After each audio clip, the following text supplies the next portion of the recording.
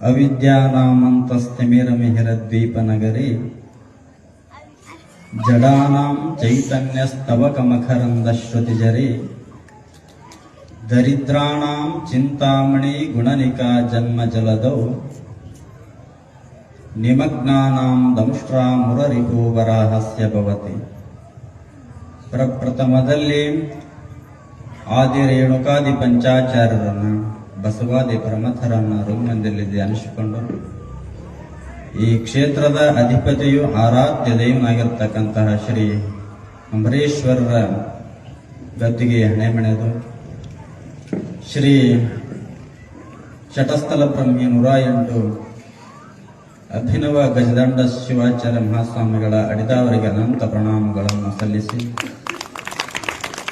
ಇದೇ ರೀತಿಯಾಗಿ ದಿವ್ಯ ಸಾನ್ನಿಧ್ಯವನ್ನು ವಹಿಸಿರ್ತಕ್ಕಂತಹ ಪರಮ ಪೂಜ್ಯರಾಗಿರ್ತಕ್ಕಂಥ ಶ್ರೀ ಶಟಸ್ಥಲ ಬ್ರಹ್ಮಿ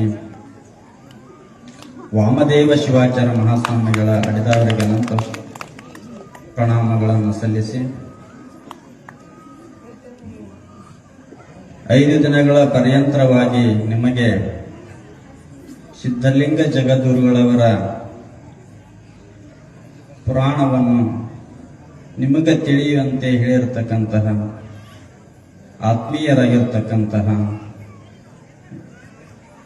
ವೇದ ಬ್ರಹ್ಮ ಶ್ರೀ ಶಿವಾಚಾರ್ಯ ಶಾಸ್ತ್ರೀಜಿಯವರೇ ಹಾಗೂ ಕಲಾ ಬಳಗವೇ ಹಾಗೂ ನಿಮಗ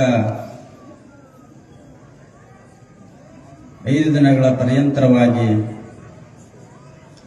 ಸಭೆಯನ್ನು ನಡೆಸಿರ್ತಕ್ಕಂತಹ ಶ್ರೀ ಗಂಗಾಧರ ಶಾಸ್ತ್ರೀಜಿಯವರೇ ಹಾಗೂ ಎಲ್ಲ ಮಹನೀಯರೇ ಹಾಗೂ ದೇವರು ಭೂಪವರು ಮತ್ತು ಸುತ್ತಮುತ್ತಲಿನ ಗ್ರಾಮದ ಸಕಲ ಸದ್ಭಕ್ತರೇ, ತಾಯಂದಿರೇ, ತಮ್ಮೆಲ್ಲರ ಅಂತರಾತ್ಮ ಇರತಕ್ಕಂತಹ ಆ ಪರಶಿವ ಪರಂಜ್ಯೋತಿಗೆ ಶರಣು ಶರಣಾರ್ಥಿಗಳು.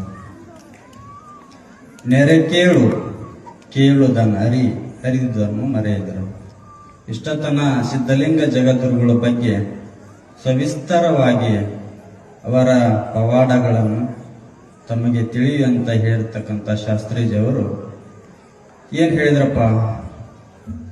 ಸರ್ಪದ್ದು ಹೇಳಿದ್ರು. ಅಲ್ಲಿ ಕಂಟಕಗಳು ಬಂದಾಗ ಗುರುವಿನ ಹತ್ರ ಬರ್ತಕ್ಕಂಥದ್ದು ಭಕ್ತರ ಪರಿಕಲ್ಪನೆ. ಅವಾಗ ಕಂಟಕಗಳನ್ನು ಪರಿಹಾರ ಮಾಡ್ತಕ್ಕಂಥವ್ರು ಯಾರು ಇದ್ರ ಗುರುಗಳು. ಆ ನಿಟ್ಟಿನೊಳಗ ಸಿದ್ಧಲಿಂಗ ಜಗದ್ಗುರುಗಳು ಎಲ್ಲ ಯಾರೇ ಸರ್ವ ಜನರು ಬಂದರೂ ಕೂಡ ಅವರಿಗೆ ದರ್ಶನ, ಆಶೀರ್ವಾದ ಮತ್ತು ಅದರ ಮಹತ್ವವನ್ನು ಹೇಳ್ತಿದ್ರು. ಒಂದು ದಿವಸ ಸಿದ್ಧಲಿಂಗ ಜಗದ್ಗುರುಗಳು ಏನ್ ಮಾಡ್ತಾರಪ್ಪ ಅಂದ್ರ ಈ ಗೋಗಳನ್ನು ಮೇಸಕ್ ಹೋಗಿರ್ತಾರ. ಅವರು ಮೇಸಕ್ ಹೋದಾಗ ಇಲ್ಲಿ ಮಠದಲ್ಲಿ ಭಕ್ತಾದಿಗಳು ಜಾಸ್ತಿ ಬಂದಿರ್ತಾರ. ಅಲ್ಲಿ ಅವಾಗ ಯಾರೂ ಇದ್ದಿರಲಿಲ್ಲ. ಆ ಟೈಮ್ನೊಳಗ ಶಿಷ್ಯರು ಒಬ್ಬ ಹಿಂಗ ಕೆಲಸ ಮಾಡೋರು ಇರ್ತಾರಲ್ಲ, ಆತನ ಕಳಿಸಿ ತಾವು ಗುರುಗಳು ಅಲ್ಲೇ ಇದ್ರು. ಆತ ಗುರುಗಳು ಪ್ರಸಾದ ಮಾಡಿಕೊಂಡು ಗುರುಗಳಿಗೆ ಭಕ್ತರು ಬಾಳ ಬಂದಾರ ಬುದ್ಧಿ, ಅದಕ್ಕ ತಾವು ಹೋಗ್ಬೇಕಂತ ಬುದ್ಧಿ ಅಂತ ಹೇಳ್ತಾನ. ಆಯ್ತಪ್ಪ, ನೀನು ಇಲ್ಲೆಲ್ಲ ನೋಡಿಕೋ ಇಲ್ಲೇ ಸ್ನಾನ ಮಾಡ್ತೀನಿ ಬಾಯಿ ಒಳಗ ಅಂತೇಳಿ ಜಿಗದ್ರಂತ ಗುರುಗಳು. ಜಿಗದರ್ ಅಲ್ಲಿ ಬಾಯಿ ಒಳಗ 2-3 ತಾಸು ಆದ್ರೂ ಕೂಡ ಹೊರಗೆ ಬರಲೇ ಇಲ್ಲ ಅಂತ ಗುರುಗಳು. ಅವಾಗ ಅತ್ಗ ದನ ಮೇಯಿಸಿರ್ತಕ್ಕಂಥ ಗೊತ್ತ ಏನು ಗುರುಗಳು ಬರಲೇ ಇಲ್ಲ ಇಷ್ಟೊತ್ತಾದ್ರು ಅಂತೇಳಿ ನೋಡ್ತಾ ಇದ್ನಂತ. ಅಚ್ಚಕ್ ಯಾರು ಬರ್ತಾರ ಏನು, ಮತ್ ನಾ ಬಿಟ್ಟು ಹೋದ್ನಂತರ ದನ ಯಾಕಡೆ ಹೋಗ್ತಾವ ಏನಂತ ಒಂದು ಕಲ್ಪನೆ ಬಂತು. ಅವಾಗ ಸೀದಾ ಒಳ್ಳೆ ಮಠಕ್ಕೆ ಹೋದಂತ. ಗುರುಗಳು 3-4 ತಾಸಾತು ಬಾಯಿ ಒಳಗೆ ಜಿಗ್ದಾರ ಒಳ್ಳೆ ಬಂದೇ ಇಲ್ಲ ಅಂತೇಳಿ ಹೋಗಿ ಅಲ್ಲಿ ಭಕ್ತಾದಿಗಳಿಗೆ ಹೇಳ್ಬೇಕನ್ನೋದ್ರೊಳಗ ಅಲ್ಲಿ ಸಿಂಹಾಸನ ಮೇಲೆ ಕುಂತಿದ್ರಂತ ಗುರುಗಳು. ಎಲ್ಲರಿಗೆ ದರ್ಶನ ಆಶೀರ್ವಾದ ಕೊಡ್ತಾ ಇದ್ರಂತ. ಅಂತ ಶಕ್ತಿಯನ್ನು ಉಳ್ಳರದ್ದು ಯಾರು ಇದ್ರಪ್ಪ ಅಂದ್ರ ಅದು ಸಿದ್ಧಲಿಂಗ ಮಹಾಸ್ವಾಮಿಗಳು ಅಂತ. ಹಾಗೆ ನಮ್ಮ ಮನೆಯಲ್ಲಿ ಇರ್ತಕ್ಕಂಥ ದೀಪ ಎಷ್ಟು ಬೆಳಕು ಕೊಡ್ತೈತಿ, ನಮ್ಮ ರೂಮಿಗೆ ಇಂಥದ್ದು ಕೊಡ್ತೈತಿ. ಹಾಗೆ ಓಣಿಯ ದೀಪ ಎಲ್ಲಿ ಕೊಡ್ತೈತಿ? ಓಣಿ ದಾಟ ತನಕ ಕೊಡ್ತೈತಿ.